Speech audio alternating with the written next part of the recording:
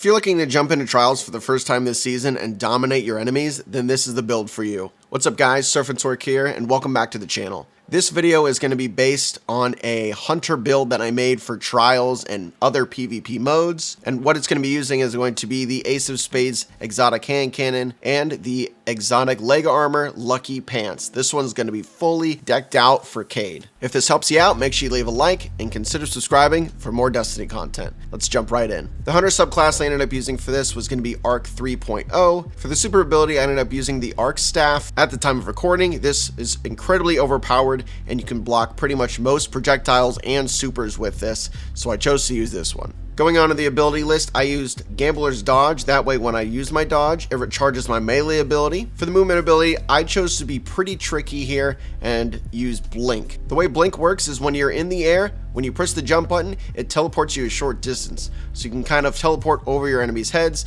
and get the shot on them when they're not paying attention. For the melee ability, I chose to use Disorientating Blow. While you're striking an enemy, this melee ability blinds them and amplifies you. So them being blinded makes them so they cannot fire their weapons, making them easier to kill. And then for the grenade, you can use kind of whatever you want. I choose to use the Arc Bolt grenade because if you get somebody to half health or take away their shields, you pop the grenade on them and they instantly die. Now moving on to the aspects, the first one I chose to use was Flow State. Defeating a jolted target makes you amplified, and while you're amplified, your dodge recharges more quickly, and you're more resilient while dodging, and your reload speed also is greatly increased. And for the second aspect, we're choosing Lethal Current.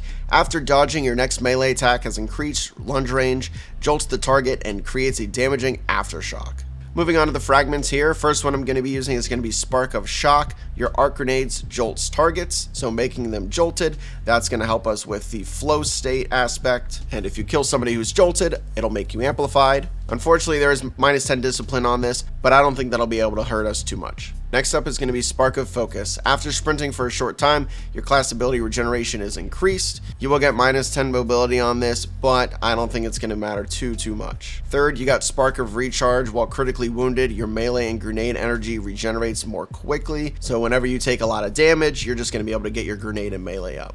And then last is going to be Spark of Feedback. Taking melee damage briefly increases your outgoing melee damage. So if you're in a fist fight, you're going to be able to give more damage. Plus, you get plus 10 resilience, which is very important. Quick reminder, the dim link is down in the description and should be pinned to a comment, as well as maybe the like button that you should probably push. So for the stats, I am going to recommend 100 resilience. Damage reduction is really important. If I had to pick a second one, I'd either go maybe with discipline or intellect like I did here. That way you can get your super a little bit faster. So if you're playing trials, you want to at least pop one super a game. Now going down with the armor and the mods that I chose to use, we're going to start off with the helmet. I chose to use a plus 10 resilience mod, the Dynamo mod, which reduces super cooldown while you use class ability near targets, which of course will be our dodge. A submachine gun targeting mod, but this one will be kind of changeable with whatever secondary weapon you're going to be using. And then here I kind of just threw in Elemental Light because we didn't have really room for much else. Defeating combatant with your super spawns in an elemental well that matches your subclass energy type. Next on the arms, I chose to use a plus 5 intellect mod. The momentum transfer mod, causing damage with your grenade, reduces your melee cooldown. A submachine gun loader mod, which will increase reload speed of submachine guns. Again, you can kind of swap this out with whatever secondary you're going to be using. And with the last one, I chose to go with Well of Irons. Picking up an elemental well causes your next melee to deal increased damage. Moving on to the chest armor now, I chose to use a plus 5 resilience mod.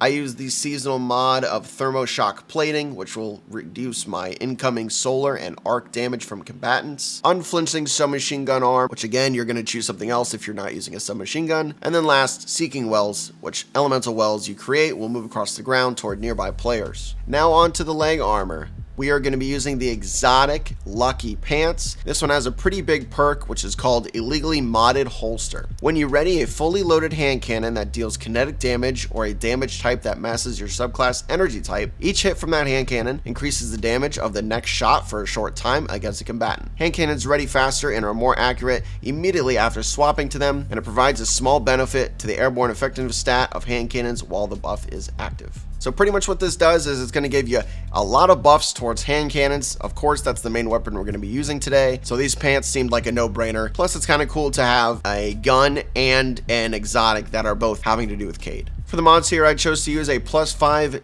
intellect, a submachine gun holster that'll gradually reload my submachine gun after it's stowed, the absolution mod, which reduces all ability cooldowns each time you pick up an orb of power, and then automatically built into this Lucky Pants exotic armor piece, there is the hand cannon holster, which gradually reloads your stowed hand cannons over time. Last, we're going to go over the hunter cloak mods I chose to use. I use a +10 discipline mod for my grenades, and then I actually chose to use lightning strikes twice. After throwing an arc grenade, gain increased arc grenade recharge for a short time. Arc grenade final blows extend the duration of this benefit. So I pretty much did it so I can maybe hit 2 shots on somebody. If they sneak around a corner, throw my arc bolt grenade, it kills them, and then I kind of get a lot of my grenade energy back, so that way I have it back quicker. So now I'm going to go over my weapons that I chose to use. Starting off with the kinetic, the main weapon I'm going to be using is going to be the Ace of Spades exotic hand cannon. This one has a trait which is called Memento Mori. Reloading after a kill loads the magazine with a few extra damage bullets,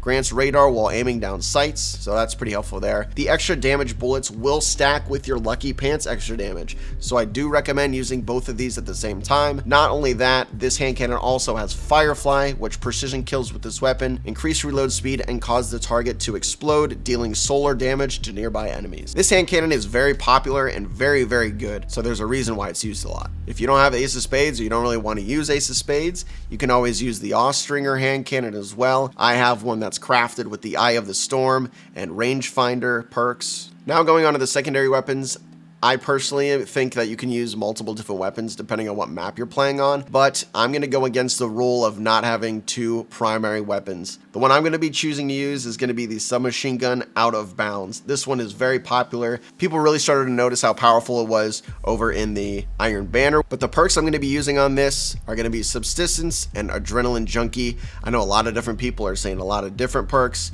This is the one that I chose to use and the one that works really well for me. Different builds or different roles might work for other people. Other than that, really, you could use something like a shotgun, like Philortz's Lie. I chose to use Surplus and Opening Shot. I know a lot of people like Slide Shot as well. And if you need a long-range weapon, like a sniper, and it's a longer map, like Midtown, like it was last week, then you can choose to use the beloved sniper rifle.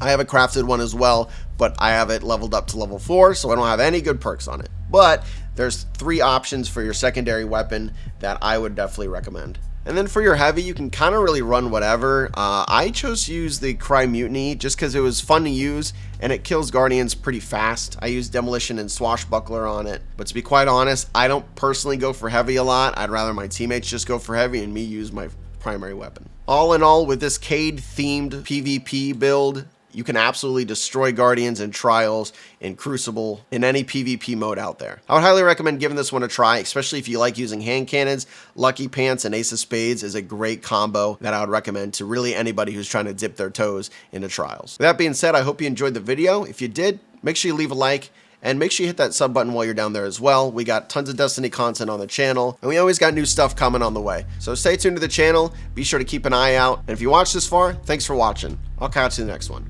Peace.